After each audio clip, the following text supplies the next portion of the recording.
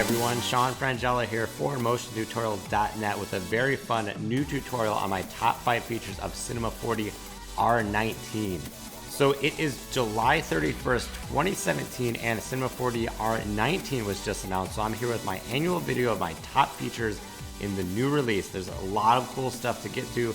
These are just my top features and the things that I think I'll be using all the time with the new release. So let's jump right into R19 and take a look at some of this cool new stuff we can do. Number 1, Fracture 2.0.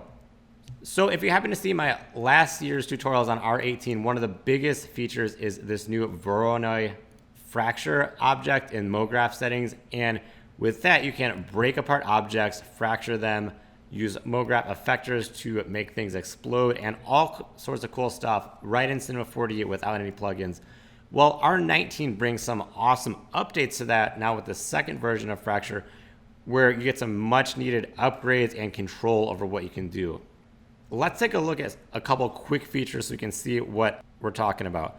So here's a quick little animation I put together last year in R18, where we have our Voronoi Fracture with a cube sitting in it and some effectors. So let's just delete these effectors and this camera. And basically what we're left is our cube and our Voronoi Fracture.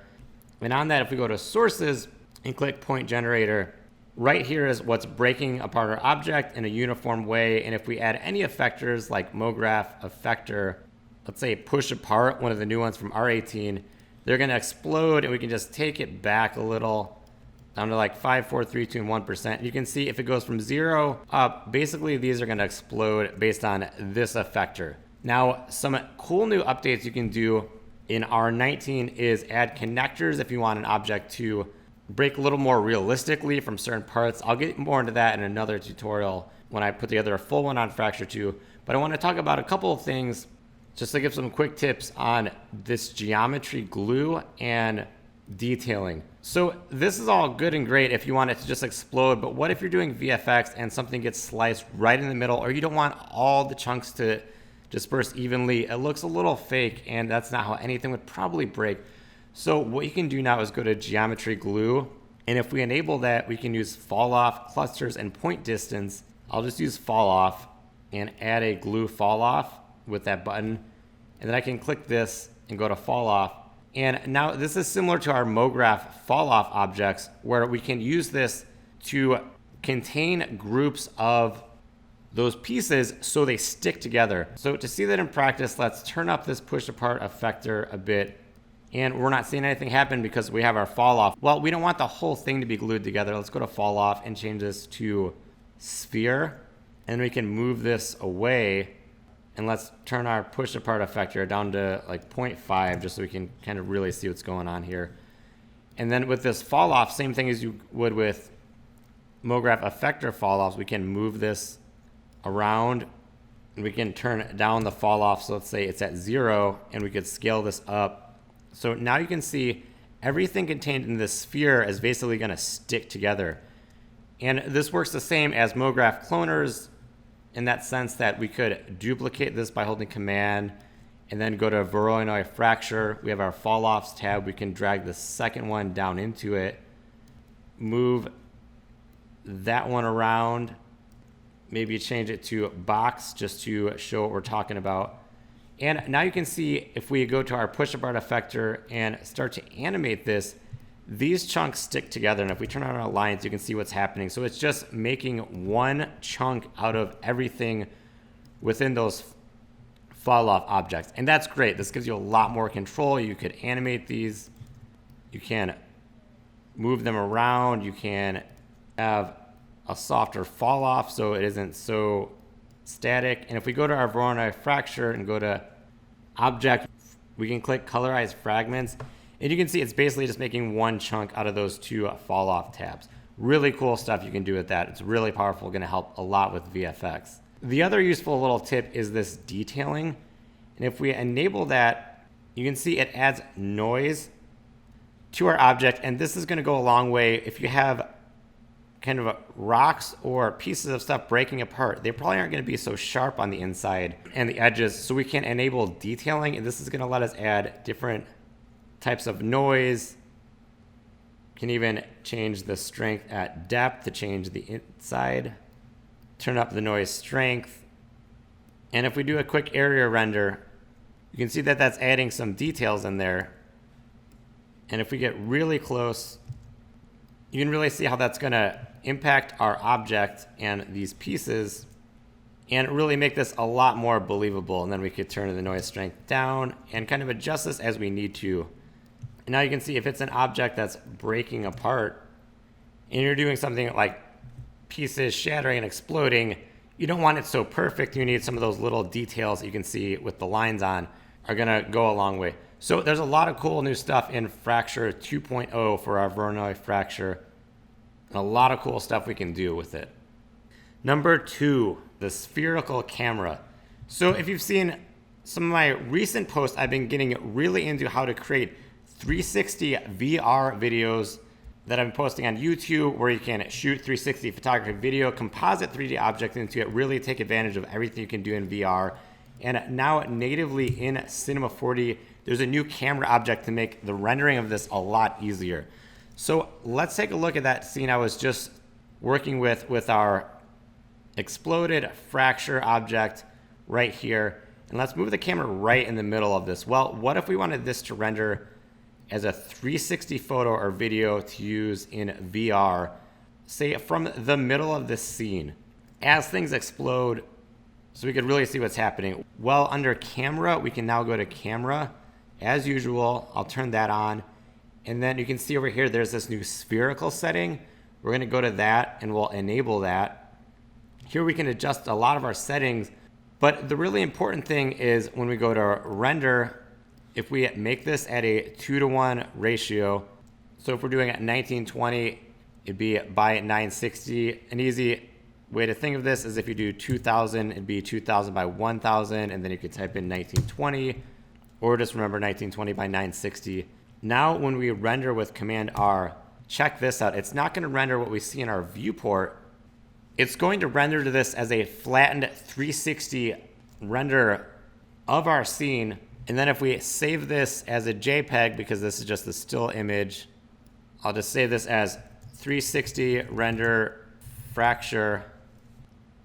Now if we open up a 360 spherical player, like the one that comes with the Ricoh Theta camera, we can take that 360 render, which again could be a still image or a video animation, drag that in, and now in this viewer we can pan around and see everything in 360 degrees. So this is awesome, and this is how you could make 3D renders that you could upload to Facebook or YouTube to see in VR. And if you want this quick little player, it's the one that comes with the Ricoh Theta S camera. That's the 360 camera that I use, but you can actually download it from their site as just the basic app for Mac or Windows for free, and then you can quickly get a little player. And this is awesome. I'm really excited about this feature, probably more than anything, because I've been getting super into what you can do with VR authoring in After Effects and Element 3D, and this just makes it so much easier to do this in Cinema 4D if we want to render stuff for VR without any difficulty. All you got to do is go to camera, go to spherical. If you want to get into the advanced settings, you can adjust it to different settings, and you can always show the help if you really want to learn about the ins and outs of the stuff. But the important thing is you can take a camera, make it a spherical camera, and there you go. Now you can author VR right in Cinema 4D. Number 3, viewport improvements. So the last couple versions of Cinema 4D, they've really been improving the viewport, making it a little more realistic to work with, to get an idea of what you're going to render without having to always render things out or do an area render to get any idea of what's actually going to render out. And the way that was added in R18 is if we go to options, there's this enhance OpenGL. We can turn that on, and then we could add things like noises, post effects, shadows, transparency, reflection, SSAO, tessellation. And now if we look at some of these bigger pieces, you can see we get a lot more realistic idea of what's actually going to render out. And if we turn that off, There's our typical Cinema 4D viewport. If we turn that on, this is what we have now. You can see that it's a bit faster for R19, but the big thing is that there's now a depth of field right in our viewport, and you can adjust that on the fly, which is huge if you have scenes where you want really tight depth of field. So let's take a look at how to set that up. If we want depth of field on a camera, let's just change this spherical camera from our last point to a normal camera, just a 36mm camera. If we go to physical and turn the f-stop down, it's like 0.2, really small f-stop. Normally you'd have to render this out and figure out your focus object back and forth with rendering. Now if we go to options, depth of field, look at that. We have our really tight depth of field right in our viewport. It's rendering super fast. Maybe if we put an f-stop of 2, you can get a better idea. And you can see those pieces really close to the camera are out of focus. And if we want to create a focus object, we can do that. Let's just create a sphere and we'll move it in our scene, scale it down in our camera. We'll go to object, and right under focus object, we'll drop that sphere in. So this is going to be always what's the focus point. And then we could actually just turn that off so we don't see it, but it will still be used as this point. You could also use a null. That'd probably be a little smarter than a sphere and turning it on and off, but same idea as what I thought of first. And again, if we go to this camera, take the f-stop way down, look at that cool tight depth of field shot, and now we can just move that focus object around. You can even animate that, and look at this preview you get. So you don't have to render stuff out back and forth to figure out your depth of field. You can really animate it. Let's animate it real quick. Won't that be fun? To see that real time, let's just move this, go ahead in our timeline, move it somewhere else. And look at that, right in our timeline, we can go back and forth in the viewport with all this enhanced OpenGL on and see our depth of field animating in real time. We haven't even had to spend the time rendering it. We can get a really good idea of what's going on right in our viewport. That is an awesome update.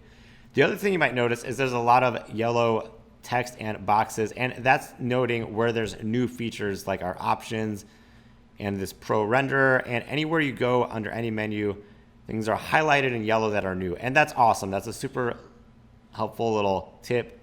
I had seen that a couple years ago starting in Maya, and I'm excited that Cinema 4D has that now, so you know what's new, even if it's not stuff you use, or if you're just using your normal stuff, you can always right click on it and go to show help and take a look at what's new. So it's a good way to learn a lot about what's new in Cinema 4D and see some things that you might not notice right away. Number 4, scene reconstruction. So one of the big updates the last few versions in Cinema 4D has been motion tracking and making that process work and function a lot better. I had a tutorial for R17 and 18 about the new motion tracking techniques and tips. So if you didn't check those out already, be sure to check those out on motiontutorials.net or by clicking the card on YouTube that's popping up if you want to learn more about everything you can do with motion tracking. To talk about this new feature, here I have a 3D tracked scene in Cinema 4D of this warning sign from a beach from when I went to Puerto Rico on our honeymoon. And you can see that the sign's tracking, the tree's tracking, the ground's tracking, and I have some tags set up to be able to drop some objects on there. Well, after we've tracked our scene now, what we can do is go to Motion Tracker and go to this Reconstruction tab. And if we click Scene Reconstruction, it's going to run for a while depending on what preset you have it at. You might want to try it on a lower one. And then once you get some good results, you can turn it up higher. And once it's done, it's going to have collected a lot of data. We'll have this new scene point cloud object, and we can then click Generate Mesh. And now if we pan through this or jump out of the camera, you can see there's all this stuff that looks like it's part of our scene. There's this point cloud that's colored to look like our footage, And there's some geometry. It looks like a bunch of rocks and different shapes in our scene. If we jump back into our solved camera, we can see that stuff snaps to those objects. Well, what is this for? Well, right now I have some objects behind this scene. We can see now it's actually occluded by these objects, but we're not going to use a bunch of rocks. Why would we want to render that? Well, if you have a 3D scene like this with our camera, we have stuff in the foreground like the sign and this post. We have a ground plane. We have a background with some trees, and there's stuff in different places in depth, and it can be kind of difficult to place objects at different points in depth accurately without knowing in our 3D scene, if we make some new objects, where exactly those objects would fall. So if we wanted something by the tree, you can kind of guess, but you're going to have to kind of work with it a lot to get it to work right. Well, that's where the scene reconstruction and point cloud is useful. Say we wanted to replace this sign. We're not going to use this rocks one, but this gives us a really good idea of where this sign falls in our 3D scene. So then if we wanted to make a new sign that's 3D and not just a texture, and just replace that whole sign, now because of our scene reconstruction, we have a really accurate representation of where that falls in our scene and the angle, so we can rotate it, and it's going to make those sorts of tasks a lot easier. So now if we jump back into this, we could just move this, scale it to fit where those objects are, and then we can turn off our scene mesh and point cloud, and we can see that that follows along accurately. Same thing with everything. If we wanted something to be where this post is, or if we jump back in our camera, we can see at the beginning I have some objects sticking to the trees over here, as well as some objects on the ground, and point clouds representing all the different areas of our scene. Now we get a better picture of where things would need to go in our 3D scene without having to really guess it. So it's a really cool feature. It is a new one that I haven't had the time to get really into yet, but I can really see why this is useful, and it's going to add to what you can do with motion tracking and VFX and compositing in Cinema 4D. Number 5, the Sound Effector. So here I have a quick little setup of a MoGraph situation that we might see in Cinema 4D, where we have a bunch of cubes cloned around a sphere, nothing too out of the ordinary here. And we know we can do all sorts of stuff with effectors like random effectors and our new R18 push apart effector. And now we have a new effector. If we go to MoGraph effector sound, we can see we have a ton of new options, and what we can do is load in a sound here. So I'll click that arrow, load sound. Let's go find a quick sound. I'll grab some sounds from our always favorite Video Copilot Motion Pulse, and we can get some different types of sounds with different vibrations and frequencies. I'll go to open, and it's going to use an area of amplitude to animate different parameters. So if we go to parameter, we turn on rotation, let's just rotate some stuff, and then we can move our amplitude around, and then as we scrub through this or play,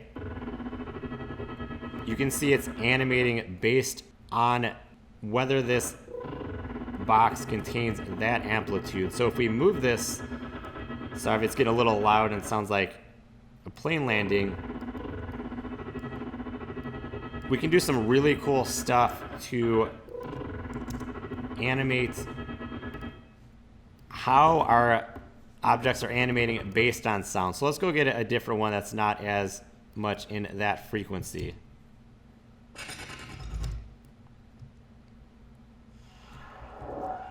How about one of these little transmission sounds?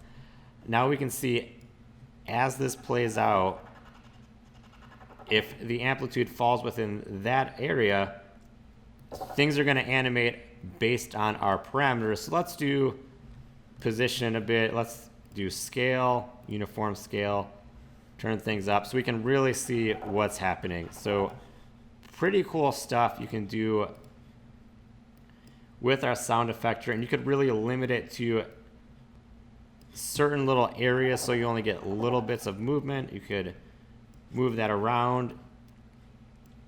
You can adjust the left and right channel. You can change the frequency. You can do a lot of stuff that is more than I understand, because I know sound mixing, but I don't work with music to this degree. But as always, you can always show your help, great C4D tip, and learn all about exactly what this stuff means and what you can do. So the Sound Effector is some really fun new animation options that you can do by just adding in sound effects or adding some MoGraph animation to music without having to hand animate everything to match along.